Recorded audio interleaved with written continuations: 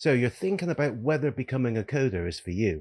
Well, I'm going to cover all that here, including what you need, the different language options, and how long it takes to get job ready.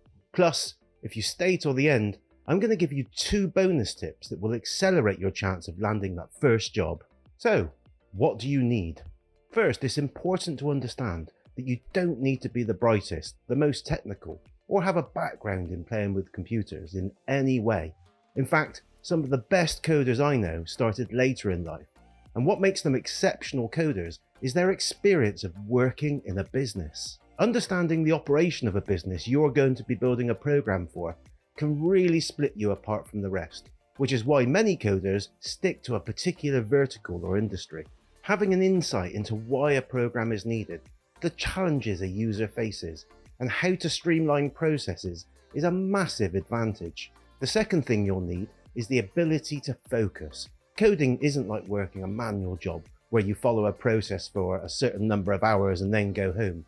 Coding is about solving problems, sometimes a business problem and sometimes a problem you've caused. There's a good chance you could be working on one small thing for hours or even days. So if you're the sort of person easily distracted, then coding probably isn't for you. Third, you need to be inquisitive. You need to be someone that likes to know how things work, prepared to take things apart and put it back together again.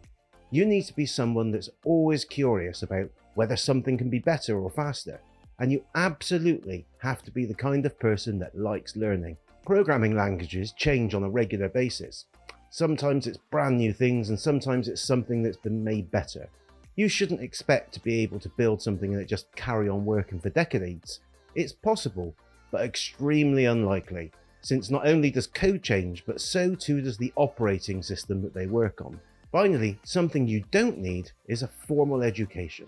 There is literally no benefit to going to university to become a programmer. Having employed programmers for over 15 years, I can tell you that those that are self-taught, have real-world experience and are prepared to think outside the box have a far better chance than graduates. In my experience, the issue with a university degree is that they take around 4 years, cost tens of thousands, and teach you just a small part of lots of different elements, which, to an employer, is useless. Being a self-taught coder means that you can pick up a language you're interested in, learn everything about it, get a portfolio of projects together, and apply for positions that match your skill set. To get started, all you need is an online course or a book. It's really that simple. So let's take a look at the different languages you should be thinking about.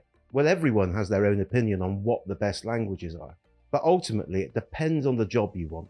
I think it's better to understand what type of programmer you want to be, the types of companies you want to work for, and then work backwards. As a rule, I always recommend people start with learning HTML and CSS. Now, these aren't technically programming languages, they're markup languages.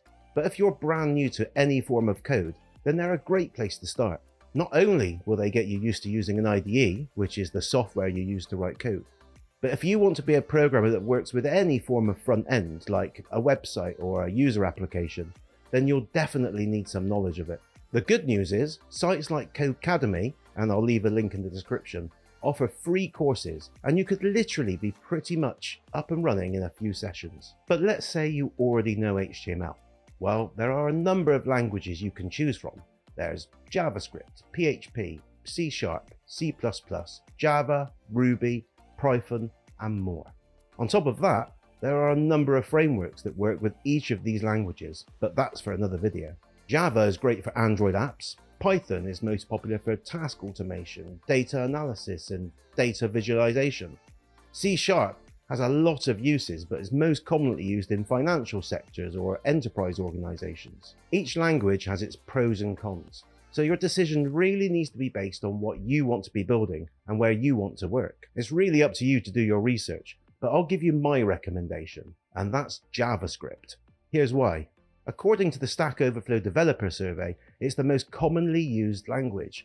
This means it will be in the most demand by employers and also massively supported by the community. Number 2, originally JavaScript was only used to add functionality to website pages, but nowadays with Node, it can be used to create middleware and even back-end applications. Number 3, frameworks like React, Angular, Express, Hugo, and many others give you a head start on creating front-end applications using JavaScript. Number 4, it's actually possible using React Native to build apps for Android, Android TV, Mac OS, Windows, and more. And number 5, the syntax and structure of JavaScript makes it fairly easy to pick up another language in the future. But whichever programming language you choose, pick one and stick to it.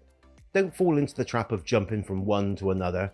Learning code is like learning to speak a foreign language. If you started with German and then someone mentioned Spanish, so you changed, only to find that Italian was very similar, so changed again, you'd know the odd word, but you wouldn't be able to have a conversation in any. There are similarities between programming languages, but in order to become fluent, you need to focus on one at a time. Learn the basics.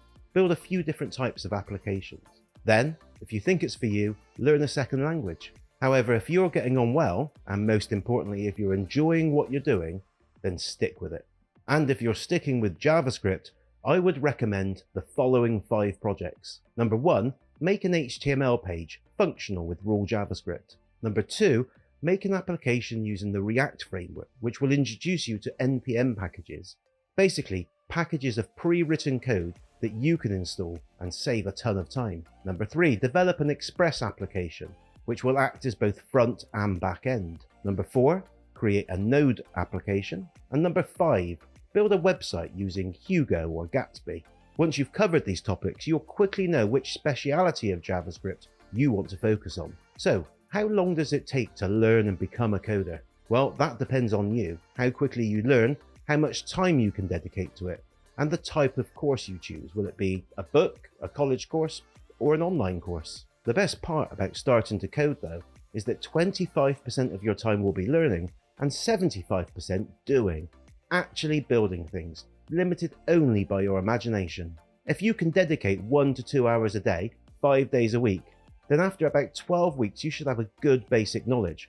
Certainly enough to start making a decision about where you want to specialize. It could be front-end, APIs, back-end, mobile applications, games, websites, or something else. Then after another 12 to 20 weeks of learning, you'll start to become more advanced in your ability and what you're able to produce. Ultimately, you're probably looking at 9 to 12 months of learning and building, but more importantly, solving problems to get yourself career ready and land your first role as a junior developer. As a junior developer, you can expect to earn around $40,000 or £30,000 a year. But if you can dedicate yourself to the role, you should find that salary progresses pretty quickly. I've known developers with 1 to 2 years job experience to more than double their salary. And it's not uncommon with 3 to 5 years experience to be earning in excess of 150k. So, does 150 grand a year get you motivated to start learning? I'd love to know in the comments if it does. I'd also love to know what language you're thinking about starting. But before we finish, here's my bonus tips for landing that first job. After all, you're a new developer with no real-world experience and no references. Tip 1. Make sure that your resume clearly shows that you're prepared and dedicated to learn. I've seen lots of new developers try and make the case for how good they are, but in reality, no employer is going to take your word for it. There are, however, lots of employers that look for junior developers with a passion for learning. The employer gets to hire a lower paid worker, and the worker gets on-the-job training. And number 2, create a portfolio of 3 to 5 projects that show your ability. You need at least 3 so there's something meaningful to see, but no more than 5 as the employer just won't be interested enough. It's not necessarily going to show the employer your problem-solving skills, but it's a great way to show how diverse your skills are and what you can specialize in. That's it for now. Remember, leave me a comment with what you decide to do. Are you going to start coding? What language are you going to choose? And I'll see you in the next one.